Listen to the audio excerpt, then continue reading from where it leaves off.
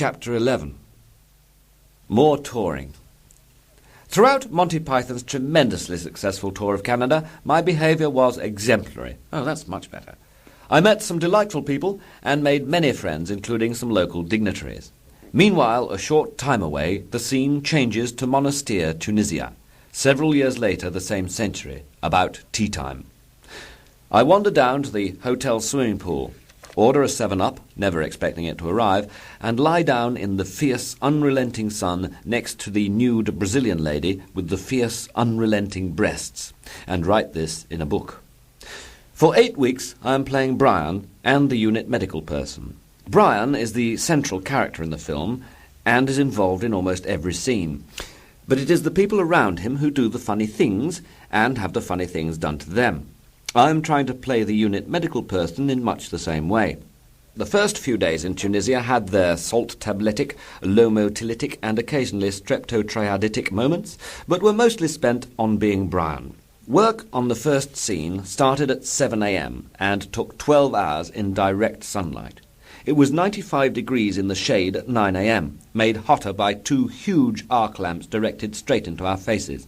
Add to that the fact that this scene was being shot so that it would look as though it were taking place at night, and you have a disorientation and mental and physical torture not permitted in wartime. I was grateful that for the first few days rumours that I was medically qualified were treated with mild disbelief, and that I was generally regarded as one of the most unhinged of one of the world's maddest groups. My successes with the little pink tablets, however, were quick to blab, and word got round that diarrhoea wasn't caused by the weather, nor was it an essential part of being in Tunisia. I was beginning to think things were a bit dull, and was idly thumbing through some common medical emergencies to refresh my mind how to deal with such fascinating problems as embalming at sea, rabies in charcuterie accidents, and medico-legal aspects of hired camel-bite fatalities, when I had to deal with a patient whose successful treatment established the medical person as being altogether a more important character than Brian. He was a designer from the art department who had been ill since arrival. He had been seen by the local doctor and was getting worse. His girlfriend explained in pulverized English that the doctor had said that he had a virus in the tummy and a pressure of 12, and that he must eat only carrots and rice. He had been given intramuscular aspirin injections by a friend of theirs who was a nurse, but she apparently couldn't be found, and the doctor was expensive. I found my patient in a stifling, darkened room, lying motionless, pale, and staring blankly at the ceiling, preparing to join the choir invisible.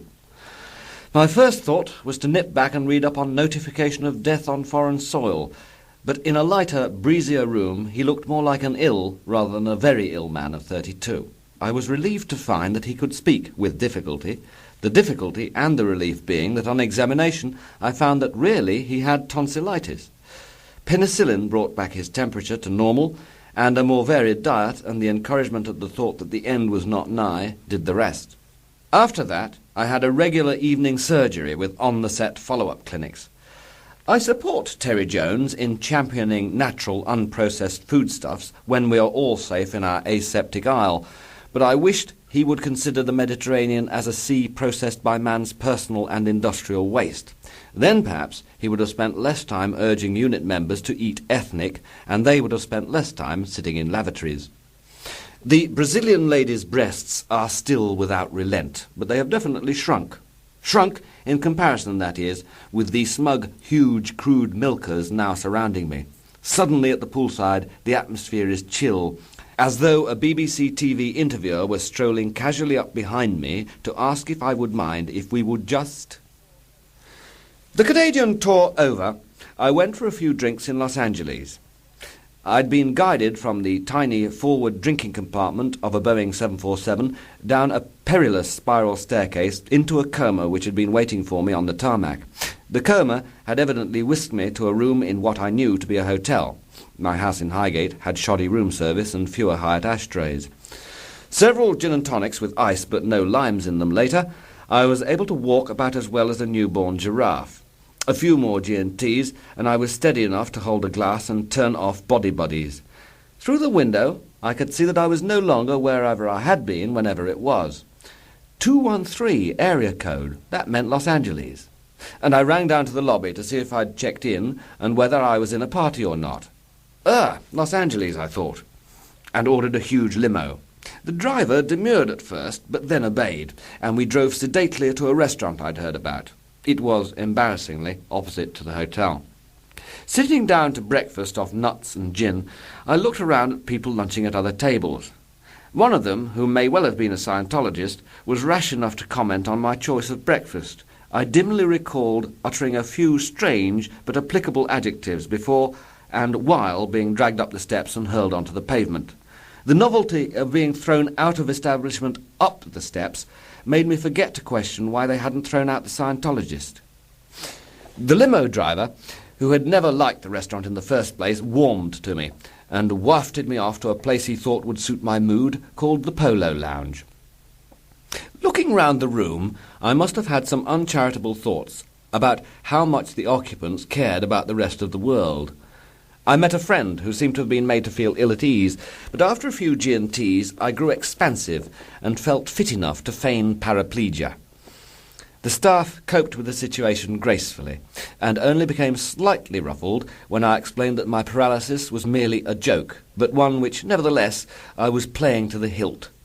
In no way was I going to move from the waist down, and so a wheelchair was brought, and helped by my driver, who was enjoying himself, and by the staff, none of whom were, I was scooped up and wheeled outside to the car. Here, overhearing a grumble from one of the staff, I ordered them to stop, fell out of the wheelchair, and dragged myself the last few yards, using arms only, into the back seat of the limo, absolutely refusing help. I went back to my hotel and changed my name at the desk. After a couple of days drinking in my room, Harry and Keith had to leave. As I was saying goodbye to them in the hotel lobby, a Californian sun chick, lissom, bronzed limbs, pert breasts and golden flowing hair, said, "Hi." I said, "Hello," and asked Harry, "Who's that?" "I don't know, I thought she was with you." "Perhaps she is," I said. "Shall we go up to my room?" "Sure," she said. My suite at the Continental Hyatt also contained my one-time financial advisor, Major Sloane. He was on the telephone in his own room, and his eyes bulged as I showed Eve through to my bedroom. This compelling lass carried a straw bag, which, it transpired, contained a cerebrum-jangling erotopharmacopoeia of unguents, oils, and embrocations.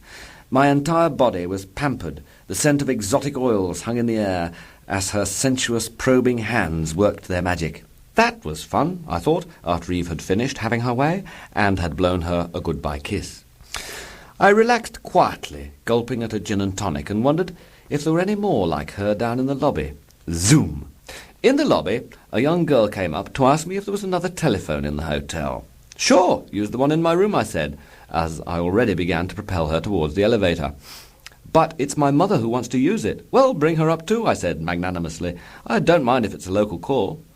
There was no stopping me now. Major Sloane was still on the telephone, this time to one of his daughters whose birthday it was.